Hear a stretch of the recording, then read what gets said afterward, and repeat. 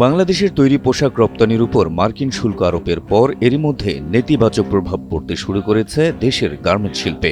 একের পর এক ক্রয় আদেশ বাতিল করছে মার্কিন আমদানিকারক প্রতিষ্ঠানগুলো। শুধু পোশাক খাতই নয়, মার্কিন এই শুল্ক নীতির প্রভাব পড়তে শুরু করেছে জুতা, টুপি, তাঁবু, ব্যাগ, আসবাব, খাদ্য ও হিমায়িত সহ আরও কিছু পণ্যে।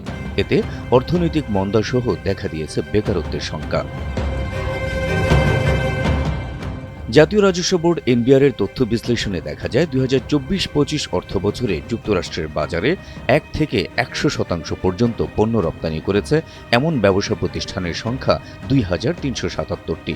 এর মধ্যে ৮০১টি প্রতিষ্ঠান তাদের মোট রপ্তানির ৫০%-এর বেশি করেছে যুক্তরাষ্ট্রে। আর বাংলাদেশে ১৬৮টি প্রতিষ্ঠান রয়েছে যারা শুধুমাত্র মার্কিন যুক্তরাষ্ট্রেই তাদের পোশাক রপ্তানি করে থাকে।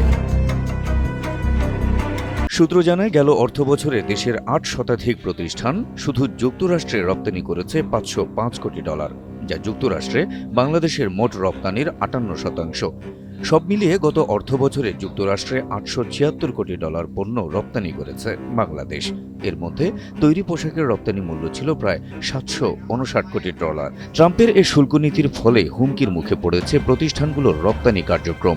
শঙ্কা তৈরি হয়েছে অসংখ্য কর্মীর কর্মসংস্থান নিয়েও। তৈরি পোশাক প্রতিষ্ঠান ফরচুন অ্যাপারেলস গত অর্থবছরে $৩,৩৭,০০,০০০ তৈরি পোশাক যুক্তরাষ্ট্রে রপ্তানি করেছে। এর পুরোটাই রপ্তানি হয়েছে যুক্তরাষ্ট্রে। প্রতিষ্ঠানটির ব্যবস্থাপনা পরিচালক মোহাম্মদ আব্দুস সালাম সংবাদ মাধ্যম ডয়েচে ভেলেকে জানান, ১৬৮টি কারখানা তৈরি করা হয়েছে যুক্তরাষ্ট্রের ক্রেতাদের কমপ্লায়েন্স অনুসরণ করে। এখন এই কারখানাগুলো সবচেয়ে বেশি ঝুঁকিতে আছে।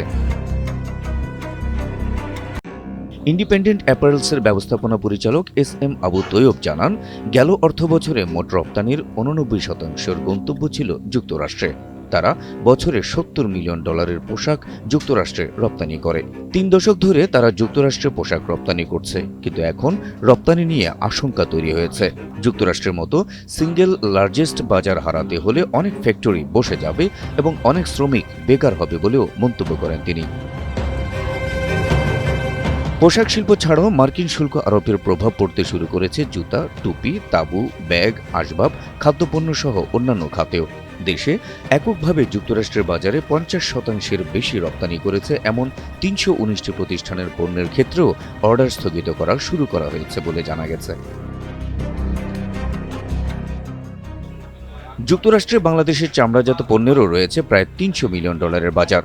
মার্কিন শুল্ক আরোপের ফলে এই পণ্যেরও ক্রেতা কমে যাওয়ার আশঙ্কা করছেন অ্যাপেক্স ফুটওয়ারের ব্যবস্থাপনা পরিচালক সৈয়দ নসিম মঞ্জুর। বিশ্লেষকরা বলছেন, ১ আগস্ট থেকে নতুন শুল্ক কার্যকর হলে প্রাথমিকভাবে যুক্তরাষ্ট্রে যে বাংলাদেশের রপ্তানি কমবে সেটা নিশ্চিত। আর যদি তাই হয়, তবে তার প্রভাব পড়বে কর্মসংস্থানে। রপ্তানি কম হলে উৎপাদন কম করার প্রয়োজন হবে, আর কম উৎপাদনের জন্য শ্রমিকও প্রয়োজন হবে কম। ফলে নতুন কর্মসংস্থান তৈরির বদলে কর্মী ছাঁটাই করার প্রেক্ষাপট তৈরি হবে, আর এতে বেড়ে যাবে বেকারত্ব, বাড়বে দারিদ্র্য। Habib Rasel, NTV online.